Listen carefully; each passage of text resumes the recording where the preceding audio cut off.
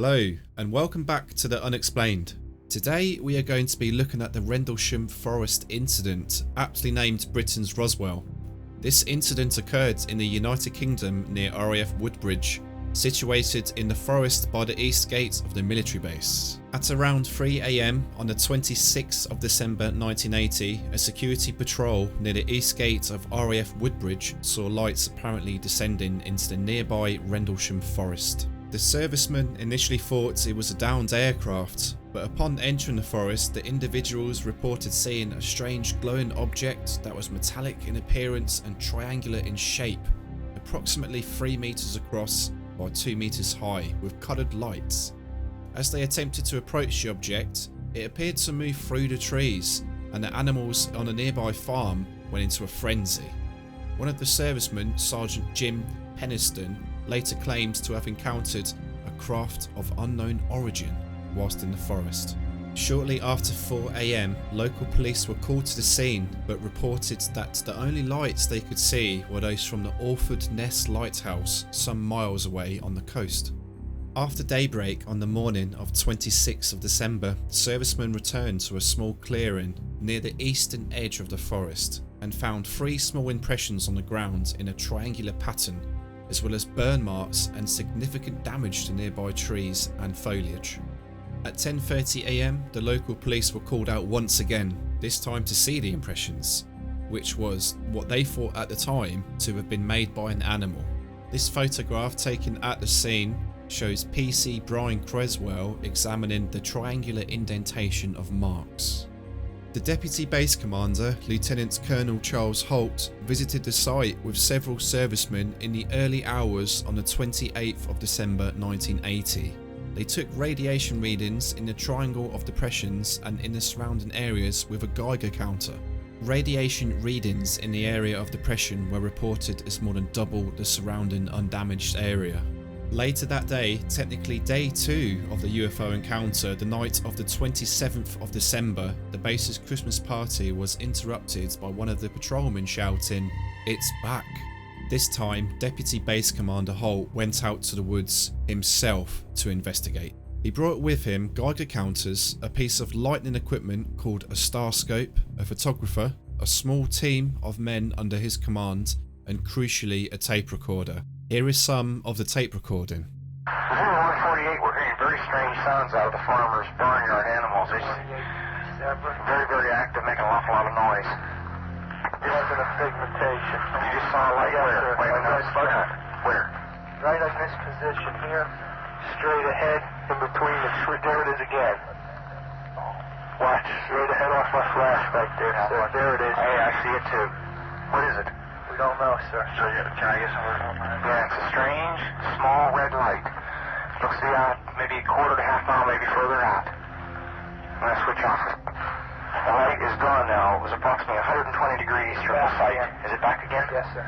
Oh, that's the flashlight set. Let's move out to the edge of the clearing so we can get a better look at it. See if you can get the star scope on it. The light's still there, and all the barnyard animals have gotten quiet now.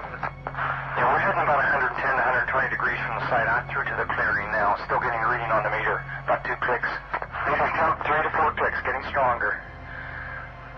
Now it's coming up. Hold up, there we go. About approximately 4 foot off the ground. Come to 7 to 110 degrees. All right, just turn the meter off. Gotta say that again. About 4 feet off the ground, about 110 degrees, getting a reading of about 4 clicks. Yes, sir. Yeah, but It's dying. no, it's not. I think it's something other than the ground. I think it's something variable Got here. the tree right over. We just found the first night bird we've seen. We're about 150 or 200 yards from the site. Everything else is just deathly calm. There is no doubt about it. There's some type of strange flashing red light ahead. It's yellow. I saw a yellow tinge in it too. Weird. It appears to be maybe moving a little bit this way. Yes, it's brighter than it has been. Yellow. It's coming this way. Also, It is definitely coming this way. shoot. Pieces of it are shooting off. Yeah, at 11 There is o'clock. no doubt about it. This is weird. To the left. Yeah, definitely moving to the left. Two lights. One light to the front, Okay. one light to the left. Keep the flashlights off. Here's something very, very strange. Get the headset on. See if it gets any stronger. Okay. Give us When The notation that this is on the beta reading, too. It's on beta reading? Beta Okay. still has been removed. Okay. This is we're falling off it again. But it just moved to the right. Yeah. Off to the right. Strange. Oh, well, why go left? Let's approach to the edge of the woods up there. Can you undo without lights? Let's do it carefully. Come on. Okay, we're looking at the thing. We're probably about 200 to 300 yards away. It looks like an eye winking at you. It's still moving from side to side. And when you put the star scope on it, it sort of has a hollow center, a dark center. It's like the pupil of an eye looking at you and winking. And the flash is so bright to the star scope that it almost burns your eye. We passed the farmer's house and across into the next field. Now we have multiple sightings of up to 5 lights with a similar shape and all, but they seem to be steady now rather than a pulsating or glow with a red flash. We just crossed the creek, and we're getting what kind of readings now? Getting 3 good clicks on the meter, and we're seeing strange lights in the sky. 244, we're at the far side of the second farmer's field, and made sighting again about 110 degrees. This looks like it's clear out to the coast. It's right on the horizon. Moves about a bit and flashes from time to time. Still steady or red in color. Also, after negative readings in the southerly field, we're picking up slight readings, 4 or 5 clicks now on the meter. 305, we see strange strobe-like flashes to the rather sporadic, but there's definitely something, some kind of phenomenon. 305 at about 10 degrees horizon directly north. We've got 2 strange objects, half moon shape, dancing about with colored lights on them. About guessed to be about 5 to 10 miles out, maybe less. The half moons have now turned into full circles. As though there was an eclipse or something there for a minute or two.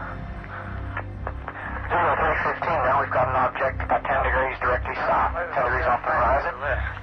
And the ones to the north are moving, one's moving away from us. It's moving out fast. This one on the right's heading away, too. Yeah, they're both heading north. Hey, here he comes from the south. He's coming toward us now. Now we're observing what appears to be a beam coming down to the ground. This is unreal. 330 or 0330, and the objects are still in the sky, although the one to the south looks like it's losing a little bit of altitude. We're turning around and heading back toward the base. The object to the south is still beaming down lights to the ground. 0400 hours, one object still hovering over Woodbridge base at about 5 to 10 degrees off the horizon, still moving erratic and similar lights and beaming down this area. As you just heard, these guys really did have no words to describe what they had just seen that night. All of them in shock as to what they have just witnessed. Them being all military personnel, some high ranking, makes it even more credible. The first piece of evidence to be made available to the public was a memo written by the Deputy Base Commander Lieutenant Colonel Charles Holt to the Ministry of Defence, known as the Holt Memo.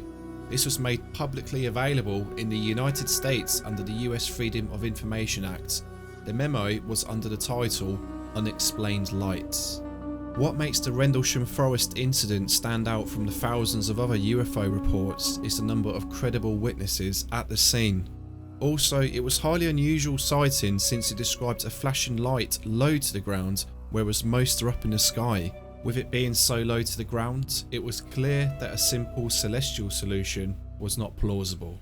We must hope in the future that more incidents like this are released to the public, but for now, we'll just have to keep guessing.